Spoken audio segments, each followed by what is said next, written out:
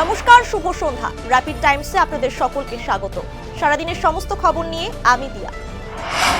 অহিন্দুদের প্রবেশ নিষেধ, পোস্টার পড়ল হরিদ্বারের হরকি পৌরি ঘাটে। আজ থেকে হাওড়া গুয়াহাটি রুটে যাত্রা শুরু করলো দেশের প্রথম বন্দে ভারত স্লিপার এক্সপ্রেস। উদ্বোধন করলেন প্রধানমন্ত্রী নরেন্দ্র মোদী।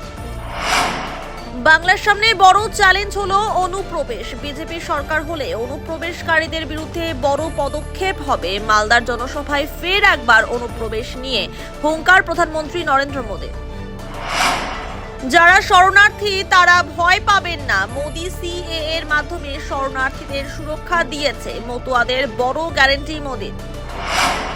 পাল্টানো দরকার, চাই বিজেপির সরকার। মালদার সভা থেকে বাংলায় পরিবর্তনের ডাক মোদীর।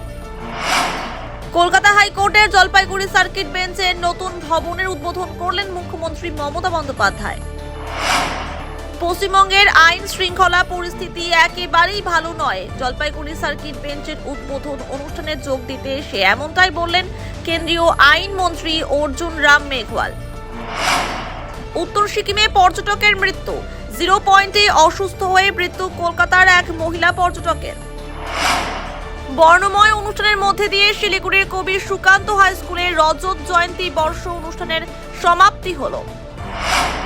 মহাকাল মন্দিরে শিলান্যাস অনুষ্ঠানে অর্জুন পুরস্কার প্রাপ্ত আন্তর্জাতিক অ্যাথলিট স্বপ্না বর্মনকে মুখ্যমন্ত্রীর সংবর্ধনা। এই নিয়ে জল্পনা শুরু হয়েছে রাজনৈতিক মহলে।